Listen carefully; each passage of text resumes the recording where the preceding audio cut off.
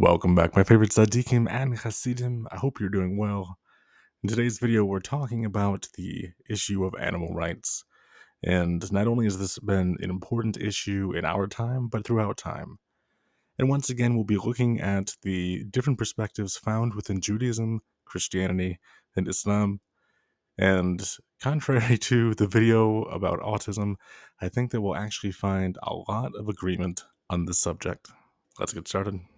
We live in rural Vermont, down the dirt road from a large dairy farm where two of my daughters work. Their jobs include the haying and driving the tractors and feeding the cows and working with the newborn calves.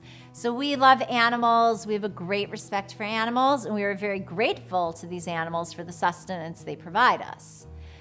And Judaism has extensive laws regarding the treatment towards animals under the category of Tsar Balei Chayim, which means that you can't cause suffering to living creatures. So we have laws that deal both with the way we treat animals while they're living and the care and concern we have with them when ritually slaughtered to provide kosher food. Animals cannot be hurt or abused in any way. Like humans, they must be given time to rest and cannot work on the Sabbath. An animal cannot be muzzled when working in the fields, and one must feed his animals before he feeds himself. That said, Jewish law and philosophy make it clear that there is a hierarchy and that humanity does rule over the animal world and can, with proper approach and treatment, utilize the animal for human needs, such as its milk or meat for food, its skin or fur for clothing, and even more so, holy objects, such as a Torah scroll or tefillin, must be made from animal skin. And when an animal is ritually slaughtered, the one who does it, who's known as a shochet, is supposed to learn Torah before the process, for it's considered a holy act both on behalf of the animal whose life is being taken and for the one taking the life. One must go to great lengths to ensure that the animal not suffer unnecessarily and that the killing of the animal be as quick and painless as possible. And I heard a really beautiful concept that this is why in Israel, traditionally, the big meal of the day is eaten at lunch. That's when people eat their meat, and then they have a lighter dairy dinner. And it was explained to me that the reason for this is that if we're gonna take the life of an animal, we need to ensure that we use the strength and energy it gives us through its protein and its substance to do positive and productive things throughout the rest of the day. We shouldn't eat a huge, big steak and then head to sleep. Not only do we know it's not physically healthy, but ultimately it isn't respectful to the animal. Okay, next. The next dinim over here is the dinim that's called Tsar Balei Chayim, torturing animals. Now in Gemara there's a machlekes if torturing animals is biblical or rabbinic, and Shulchan Aruch paskins that torturing animals is biblical. Tsar Balei Chayim deraisa. We learn it out from the pasuk. It says, if you see somebody's animal loaded up and it needs help, even if it's your enemy, Oziv Tazivima, you have an obligation to help him unload the donkey. There's a whole siman in Alter Rebbe Shulchan Aruch also all about loading up animals and the torture of animals and things like that. So according to Torah, it's forbidden to torture animals in any way whatsoever. For instance, according to Halacha, bullfights, rodeos, all that stuff, that people do for entertainment, and meanwhile the animals are suffering, is biblically forbidden to do these things. Horse racing, I don't know. That's another shot of the animals suffering and they're not suffering. I don't know. But it's forbidden to torture animals in any way whatsoever. Now, if somebody is using animals, and this is a very thing, the animal rights people are, screaming about all this animal rights experimentation. Okay, in halacha, Torah is extremely merciful. V'rachma v'kol ma'asav. Torah has pity even on an animal. Okay, halacha says that if you're doing it for the benefit of healing, meaning you want to use animals as to be able to figure out what works in medicine, all the medications we have today, all the things we tried on animals. And that's how we know they work, and that saves lives. So the halacha, it's allowed. But nevertheless, that doesn't mean you can just torture mice, let's say, because you're using for experiments what you need to do the experiment that you're allowed to do. But if you just want to torture it for no reason at all, then you're not allowed to. For instance, you're not allowed to tie animals' feet together or birds' feet together. You know, all these like pigeon racing. They actually torture the birds. And that's biblically forbidden. But if you're using it for human experiments, for medical purposes or whatever it is, then you're allowed to. What? If you're not sure if the goyim are first killing the animal before they chop it up, is it better to encourage goyim to go vegetarian so that they don't eat an animal? Why? No. Goyim are allowed to eat. After the flood, goyim are allowed to eat animals. Well, because you don't. I mean, the way they say, I don't know if PETA shows it. That like they take an animal and they just start chopping it up even before they kill it. No. Not in America. Maybe in the third world countries. No, when you chef the sakin of the animal really doesn't feel. It's still, the Rambam says clearly, the Rambam says that if the Torah would mamish it, so you can't say the mitzvah shluach hakein or all those mitzvahs is not rachmanis. The Rambam says because if the Torah would be rachman completely on animals, and we just explained why, then you wouldn't be allowed to do shchit either. But the point is that you could use animals. In fact, it says, the Gemara says in Shabbos, you're allowed to kill an animal for the sake of the four. But not stam. Just think. In fact, they discuss. 1 second. Here. They write killing an animal is not tzar bali chayim. They quote it from the Gemara. What happens if a person's a hunter? A hunter. So they bring down. The native Yehuda brings down. You're allowed to, if it's his parnasa. If it's his parnasa. To hunt, then you're allowed to hunt. Because you're doing it for human purposes, for parnasa. What did Yitzchak tell Esav? Say atzadev is to the litoyed. Go hunt. For the goyim, not for the Jew. Yitzchak was a Jew, a very fine Jew, by the way. Fine gentleman. Not to hunt for sport. Right. For parnasa. I just said you could do it for parnasa. Hunting for sport is taka biblically forbidden. That's sar bali chayim. You're not planning to use it. What if the person goes ahead and sells it afterwards and somebody eats it or whatever? So then it's allowed. Then it's parnasa. So you're saying as long as it's not totally, there's no usefulness, that's the line. Correct. So what about like a pet animal in a cage, and you're not torturing it, whatever, it's in a cage, that's how it lives, I don't know. That's how it lives. So it's not torture for the animal. But how is it yet to know the animal's feelings? Like they're not. I'll give you an answer. Let's discuss, okay, halachically. I'm not paskening. Let's discuss it. A lot of attractions in SeaWorld were stopped because of officiates cruelty to animals. Right? They say Shamua, Benzaku, whatever. You know, all those things. What do they say over there? It's torturing the animals. Yes? Now, would that halachically be, from Torah perspective, would that halachically be forbidden? Not necessarily. Because it's for enjoyment of humans. Then you can ask rodeos, but this is less torture than rodeos. It's much less torture, begashmias. Yeah? They're just cooped up in a place, but they don't suffer from it so much. Okay? So then it's not necessarily plain tsar balei chayim. That would be forbidden. You're allowed to have a zoo according to halacha. You're allowed to have a zoo. You're allowed to have a zoo. Seems based on what you're saying, it's questionable. Yeah, but the bottom line is, you find, Torah speaks about the concept of a zoo. Okay, is it the same as the animals being in the wild as they are? No, they're not. But is it necessarily torturing the animals? Meanwhile, they're fed, they're taken care of, they're given medication. You know, is that, maybe it's better for them in captivity, so to speak, than it is where they could be eaten by lions and tigers and who knows what. So it's a lot to have specific guidelines. Marshall, you mentioned about tying its feet, efforts like other. Is it so specific? Like how specific does it again, so if you're not, I don't know, God forbid, punching the animal, or then it's not tzara l'chaim. It is. Just punching animals. No, that would be if it's not like punch, hurting. Part of the mitzvah, why if you own an animal, you have to feed your animal before you feed yourself. We learn that from Pasuk and Chumash and Shema.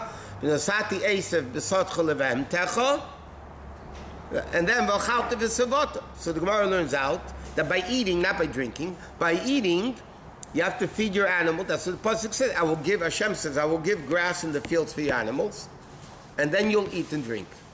You'll be full. Okay? By drinking, we learn out that people come before animals. That we learn out from Rivka. When Eliezer came to the well with Rivka, Rivka said to him, I will give you to drink, v'gam l'gemalecha eshov. And I'll also draw for the donkey, for the camels. So from there the Gemara learns out, Rivka was definitely a fine, gentle woman, whatever. She said, I'll give you to drink first, and then the animals. By eating, the Torah says first the animals. That's also a gedder of Bat Tzar Ba'al Chaim. I'll give you an example. He says over here, Din. You're not allowed to put a bird not on its own eggs.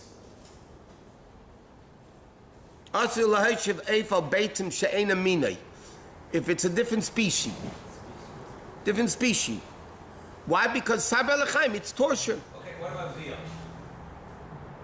What's with veal? So with veal, my minimal understanding is that they take a baby cow and they, in order for the flesh to be very tasty, they don't let it move. Like they should put it like in a situation that it doesn't move, and then whatever, they chef it after maybe 6 months or 9 months, and the whole So again, the question is that for the benefit of the people? So then, it's eating, but for the lifetime of the animal.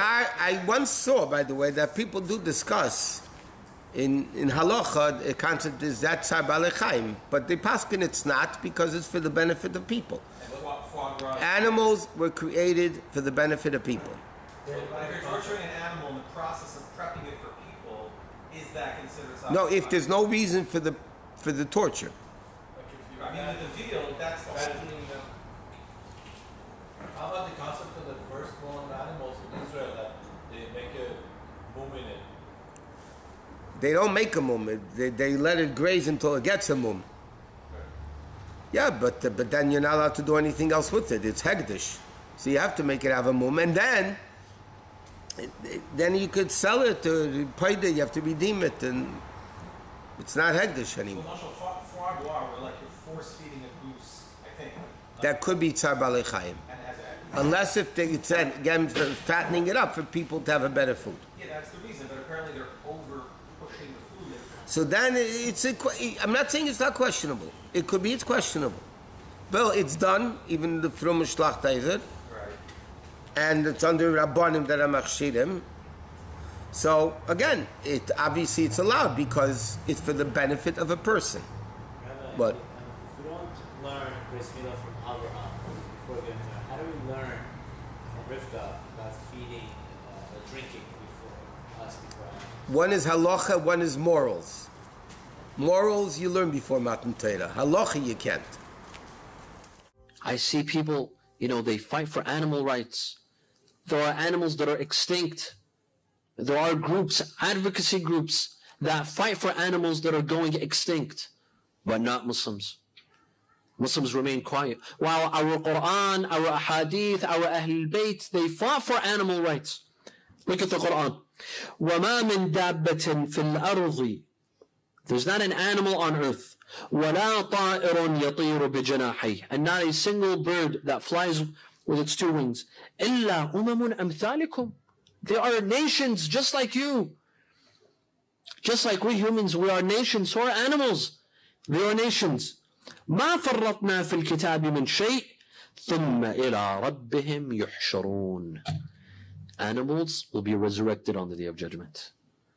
To do what? An animal will come and will say, my Lord, this individual hurt me. This individual abused me. This individual did not give me my rights. This individual did not feed me. There was a scholar who passed away in his youth. Sayyid Muhammad Rida Shirazi, rahmatullah alayh. Maybe some of you know him, maybe some of you even met him, I don't know. They say that in his house, he lived in Qom, they had a problem of ants. There was a lot of ants.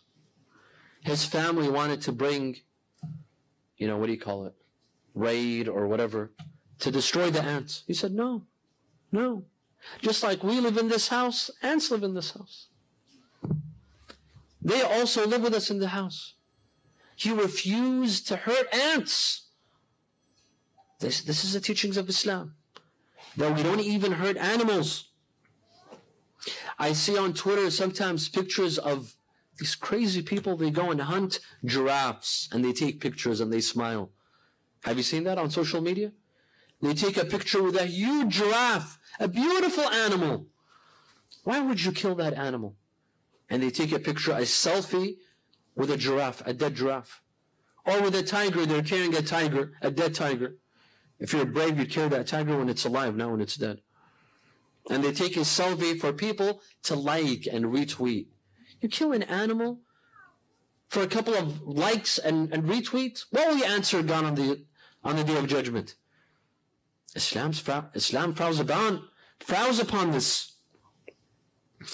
Fuqaha tell us that if you had water enough only to drink or for wudu, which should you do? Perform wudu and go thirsty, or drink the water and perform tayammum? All scholars say perform tayammum. You don't need to perform wudu. Drink water. Some say no, not just you, your animal. If you have a horse, your water is enough only for your horse to drink, or you perform wudu. Which one is more important? Scholars say feed your animal and you go do tayammum. Don't do wudu. Save your animal. Let your animal drink water. You go and do wudu. You go and do tayammum. Because wudu has a replacement. There's tayammum. But an animal cannot be replaced. This is a life that will be taken away. Rasulullah would tell us the rights of animals. I mentioned this a couple of nights ago when we talked about superstition. Animals have rights. 1, you feed it whenever you stop. 2, you give it water whenever you see water. Assalamu alayka ya Aba Abdullah. Islam teaches us to feed animals, let alone human beings. Islam teaches us to quench the thirst of animals, let alone human beings. Don't sit on its face. Don't hit it on its face. Don't stand on its back. Don't put weight on it more than it can handle. And don't let it walk more than it could handle. These are Islamic traditions. These are animal rights in Islam.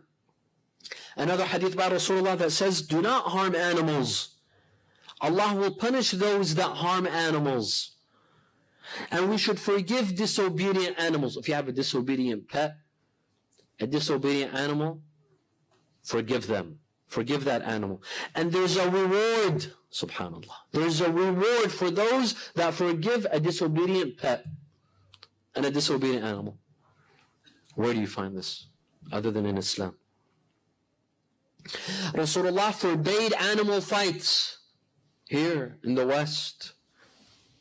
Right? The world's leading civilization. You find cockfights, bullfights, all kinds of fights. They bet on animals fighting, animals killing each other. Islam came and said, no, this is haram. There's no such thing as bullfights or cockfights or animal fights. Just so that you sit and you enjoy animals fighting? No. This is haram. There's no animal fights in Islam. There's no betting on animal fights. This is wrong. This is immoral. Rasulullah says that on the Day of Judgment, a small bird, if you killed a small bird for fun, for leisure, for entertainment, not because you wanted to eat it, that small bird will come on the Day of Judgment and will complain to Allah Azza wa Jal that this person killed me just for the sake of fun. He wanted to have a good time. A small bird will complain on the Day of Judgment.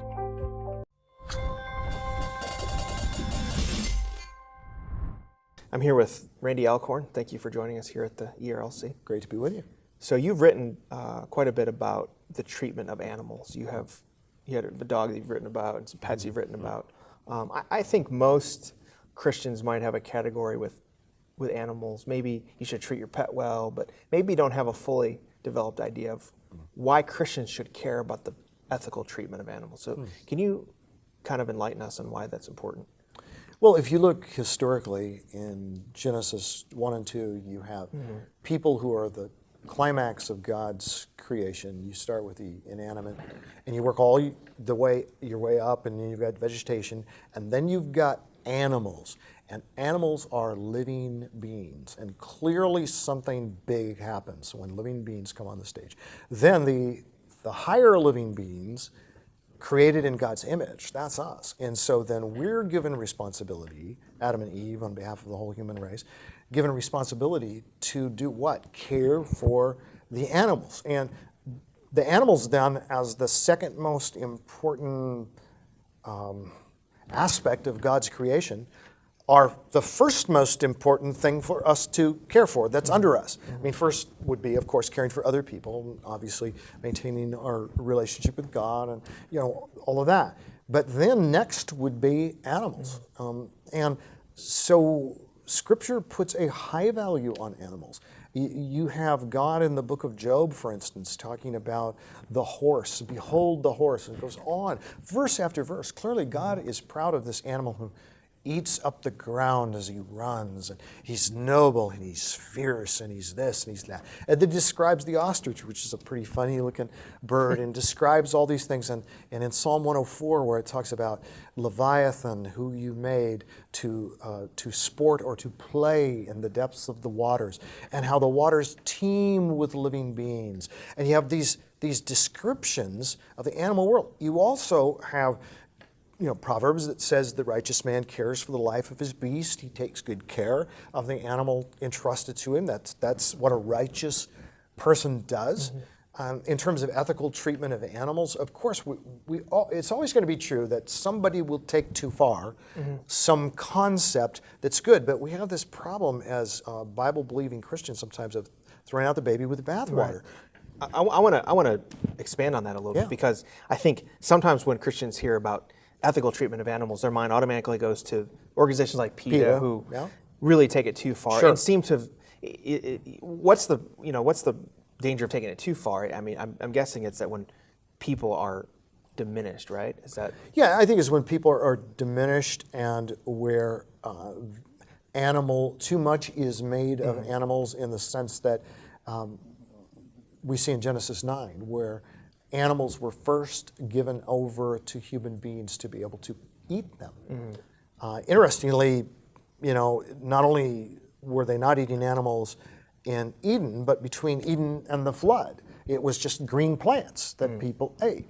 And then there was this change, and you can get into reasons why that might be. But then you have in Genesis 9 a remarkable account where I'm going to say, I think it's about 5 times, God repeats that he is making a covenant with mankind and all living beings. He includes animals. He is making a sacred covenant not only with people, but repeatedly, he says, and with the animals. And he's making certain promises. And those promises have great implication when you look at the book of Romans, for instance, Romans 8, and you've got the whole creation that groans and suffers. Very clearly, it's human beings suffer, we groan, but then what's the rest of the whole creation that's groaning and suffering? You could say that trees figuratively groan and suffer. And by the way, when in response to your true question, which I'm getting away from, but about the extremes, on this. I mean, I'm from the Pacific Northwest. I know extremes. And when it comes to people chaining themselves to trees because they don't want to kill our cousin the tree, and so I heard people will say, I heard the groans of the trees being killed and slaughtered and all of that. Well, obviously we're not. Romans 8 is not talking about that, but it is talking about a creation that groans and suffers besides human beings. What can that be but the animal kingdom? I mean, that's what it is. And then it says, those animals which fell on our coattails, it doesn't use this language, but the animals which fell on our coattails, when we sinned, they we're subject to death and suffering, those will rise with us in our resurrection, because what are they awaiting? They're awaiting the resurrection of the children of God. Wow. They're awaiting our redemption, and they will be redeemed along with us. And that's why you see in Isaiah 11 and Isaiah 65, animals on the new earth. And Isaiah 60, which is quoted twice, that passage is quoted twice in Revelation 21 and 22 and applied to the new earth. And that passage is full of mules and camels and other things. It very clearly, on the new earth, there will be an animal kingdom. Wow. So I want to get specific. So Christians should care about the treatment of animals, say like maybe the food that we eat, that how it was raised. I mean, should that be part of our consciousness? Should we care about, say, like the way that chickens were cared for before they were slaughtered? I mean, how do we press this into the modern? What does that look like? I think just being alert to the fact that God recognizes the reality of the curse. He does give animals over to be eaten by people, but decency that he would expect of his image bearers who represent him. These are God's animals. So I think there is something to, yes, I am going to slaughter this animal, so you could argue, well, if you're going to slaughter the animal, why should you care how you treat the animal? But I do think there's reasonable care. Again, can you go overboard? Sure, you could go overboard, but you can go overboard with anything. We should at least care. We should care, and I think it's just, it is a stewardship. It's a dominion that's given over to us. Of course, things like, cockfighting and all these things, that Christians should be against those things, right? Absolutely, and dog fighting and all of these things. That just makes no sense. There's no biblical justification. There's biblical justification, I think, for certainly leisure, entertainment, sports, whatever. You can make a case for those. You cannot make a case for animals tearing each other apart and placing bets on them. And there's a difference, right, between dominion as God's, image bearers and exploitation, right? Yeah, absolutely. And dominion means care. I mean, it's like when we think of it negatively, because we think of a king has dominion and then he treats his subjects harshly. No, let's think of God as the model of a king of the universe who treats his subjects with love and care. And you can bet that Adam and Eve were treating animals with care. And it was part of the curse, part of sin, human sin, that led us to mistreat animals. And so I think we should recognize it as a sin. It's inappropriate, it should be confessed, and it should be dealt with. Again, do we put the value of animals over people? Are we saying that nobody should eat meat? Are we saying, no, we're not saying that. We're just saying take reasonable care. I want to ask you, you've written pretty eloquently about losing a dog, a pet. And so I think you've written pretty well biblically just about how the attachment that you can have. And can you talk about that? I mean, what it means to people that, the pets and what they mean to us? Well, I grew up with dogs, but my wife's first dog she had was a Springer Spaniel that I gave to her that we named Champ, and he lived to age 13, and he died. And it was very, very hard on both of us. And I was with him when they gave him the injection, and I'm stroking his head and all that. And, there are Christians who do the equivalent with animals that they do with the concern for the environment, all those tree huggers. And then all of a sudden the term tree hugger is a pejorative that, let's just throw out the baby with the bathwater. Right. Same thing with animals. And everybody has heard the stories of cats that, somebody left millions of dollars to that could have fed hungry people. Those are the extremes. But who gave us this care for animals? And I said to my wife, sweetheart, this animal has been a gift of God to you. I saw her, she went through a dark time, some depression, where this animal ministered to her, brought cheer into her life. And same thing with our Dalmatian, Moses, who followed Champ the Springer Spaniel, and again, very, very close, also lived to 13 years old, and again, very hard on both of us, but especially on my wife. But then now we have a golden retriever named Maggie, and Maggie Grace, and we love that. We adore that dog. We don't idolize that dog. We don't elevate that dog, inappropriately. But I often will get down on my knees and hug her, and I will often pray to the Lord with my head, on her, and thank God for this gift entrusted to us. And does care, there's something about care for animals, right, that kind of brings out the sort of stewardship giftings God has given us, right? Absolutely. Our grandsons come over, and the love that they show for our dogs and the love they see us show our dogs and the delight they take in that. We're supposed to take delight in God's creation. And the higher the creation is, the more delight we should take. So we should take the most delight in God himself, who's above all, then second most delight in people, and then what would come next? Animals. And so I often with my grandsons will look up funniest looking animals, crazy animal videos. And we will watch those, and I will continuously say, look how creative God was. Can you believe this blobfish?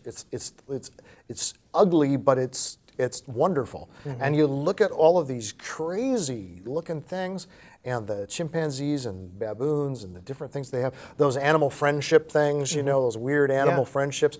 Those are just delightful. And again, Isaiah 11, Isaiah 65, we're told that the lamb, the lion, and it's actually the wolf, the lamb, the lion that will eat straw like an ox, no longer carnivorous, no longer a predator.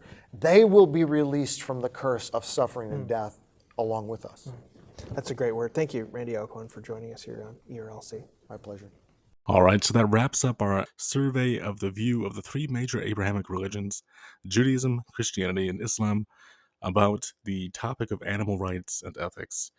As we found, there was actually a lot of agreement between the three major world religions about how we have to take care of animals and provide for them and treat them very well. And all three seem to be very consistently in agreement that we're not allowed to torture animals or hurt them for no reason. All three generally accept the position that we can eat animals for food. We can hunt animals for their pelts, for clothing and such. We can do like scientific testing on them, but we're not allowed to simply mistreat them out of baseless hatred. We're not allowed to harm them for sport, although many within Christianity would probably disagree with that, although it wasn't touched on in the video. We also found that within specifically Judaism and Islam, that these two religions gave very specific examples of what was permitted and what was prohibited. Whereas in the Christian world, there's often an avoidance of specifics and much more of a draw toward ambiguity. With that said, I think that we found much more agreement than disagreement. One of the notable examples I found was that this idea of cockfighting and dogfighting, like animals fighting each other for sport, all three religions seemed unanimous in their belief that this was immoral and unethical and simply cruel and should be avoided. So I hope that this video was educational and entertaining for you, and I invite you to watch the next video. Take care.